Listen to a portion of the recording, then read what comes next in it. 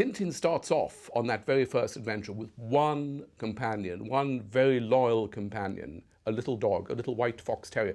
Fox terriers aren't normally completely white, but Snowy is an exception. Now, Hergé had come up with the name Tintin. He liked the sound of it. What would he call the dog? Well, he'd had a girlfriend, a girl who he really very much loved, and she loved him, called Marie-Louise van Katzen, Milou for short. And so as a tribute to this great love of his great first love of his, called Tintin's first and closest companion, Milou. Unfortunately, that is lost in translation in English, where we have Snowy, which is a very nice name for a dog, but it doesn't reflect that particular love interest. What is it, Snowy? I think sometimes Tintin makes a great sidekick to Snowy. For the most part, Snowy is Tintin's loyal mascot and helper, but there are times where Tintin owes a great deal to the contribution Snowy makes to the adventure.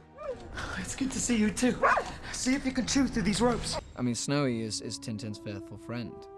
He's his long-standing best friend in the whole world. Thank you. And I think in this movie, I've always tried to pay very close attention, as is Stephen and Peter, to always including Snowy. I mean, because we don't have a real dog to work with, it is sometimes very easy to forget him or leave him out.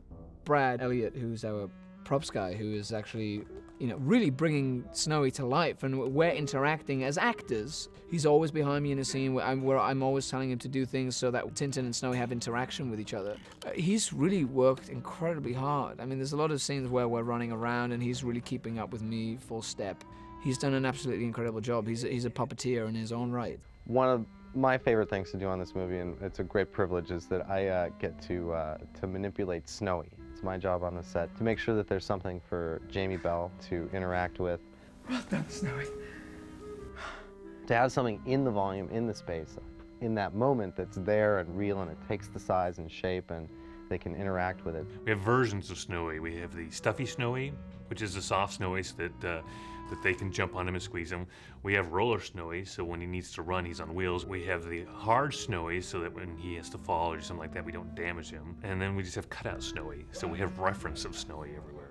Snowy is a character living within this world as strongly as Tintin and Haddock. But of course, he doesn't have the gift of human language. He has to evoke and emote these complex feelings and emotions towards Tintin and Haddock, and frustration with their decisions sometimes, but it's all through body language. Now, trying to bring that to the anatomical structure of a believable animal that has no ability to stretch and move the skull, widen or tighten the eyes, becomes a complex design issue. One of the tools that we used was to sculpt Snowy in 3D, and Greg Tozer did some very beautiful studies of Snowy that really helped us at an illustrative level to sort of break free a little bit and start to discover the character within Snowy. Using real dogs, of course, is always a treat too, and we had a very Snowy-like dog in our workshop for a long time that came invaluable to the process of designing. So it all made for a great fun design period.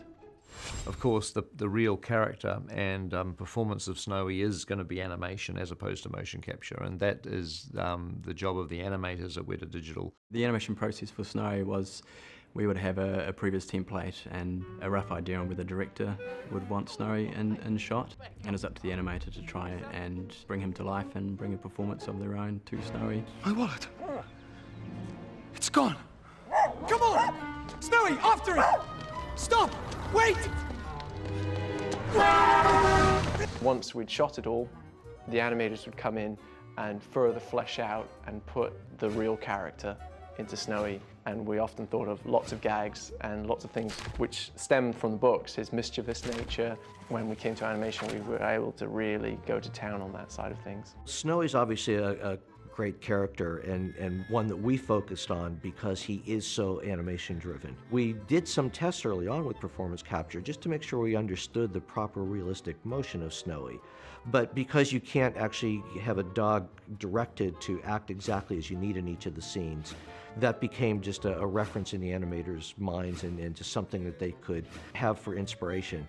But then the animators would have to go in and set keyframes for all of Snowy's poses in each of the shots. You know, any character that's got fur is always a challenge, but Snowy is so iconic and so specific that, yes, we did look at a lot of real dogs, a lot of dogs that we knew had inspired Hergé, but Snowy is a very, very specific look to the dog. Because Snowy had very curly white fur, technically that presents a challenge because fur becomes really difficult to work with. So what we did is we created a tool for the people modeling Snowy's fur to be able to go in and just brush it. They could treat it like real fur and go in and just comb the fur and comb it into the curls that they needed, and then that would allow us to simulate the curls, doing all the proper bounce, and Snowy would run around through the shop.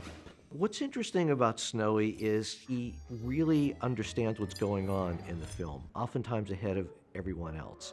And you can see that a lot in his performance. He watches, he pays attention, he figures things out, and he tries to make things happen. So he's the one that actually guides us along a couple of the key moments of the journey. He's so human in that regard that he really becomes part of the storytelling. Snowy, what have you done? I spent a few months researching and recording dogs, trying to find the material that might become part of Snowy or might not. And then the back half of the job spent actually cutting the material together and actually putting the voice on Snowy himself. The voice for Snowy is a mixture of probably 25 different dogs, some used in very small sections, some used just for a sniff or a slurp.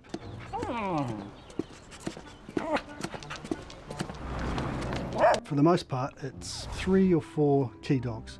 There's Mutter, the miniature schnauzer, who does the bark and the interesting growling stuff. Giant rat of Sumatra! Play the authentic miniature schnauzer.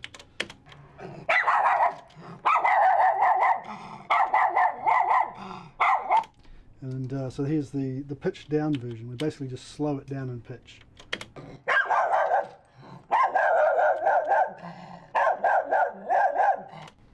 So that sort of does 2 things. One, it makes the dog bigger and more heroic. And 2, it sort of reveals a bit more of that gravelly character. Sputnik does 90% of the expressive, the question marks, the disgruntled noises, all those little, amazing little vocalizations that Snowy has to do to express that range of emotion. And then shines forth the eagle's cross. And then there's Zeph, who does all the sort of concerned noises, slightly worried noises, all the little vocal whines. There's a great sequence where the Rottweiler's chasing Tintin and Snowy through the woods, and Snowy makes his heroic entrance and stares down the dog and barks so loudly he barks him into submission. So I'll play a little section of that.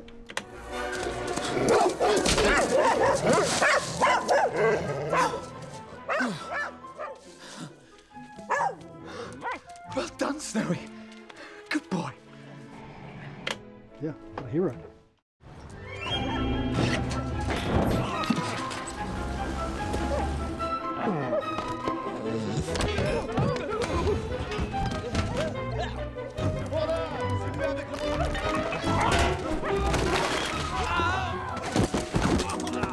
You know, people adore Snowy. He's such a huge character, hugely important character, and you're always thinking about Snowy's journey as well. I was terrified that Snowy gets the last word in the film. I laboured over it. I had about 5 or 6 different versions of it at one point, trying to decide exactly how much excitement I had, or it's bizarre to see so much in a buck. It's Milou, please. You cannot. It's Milou.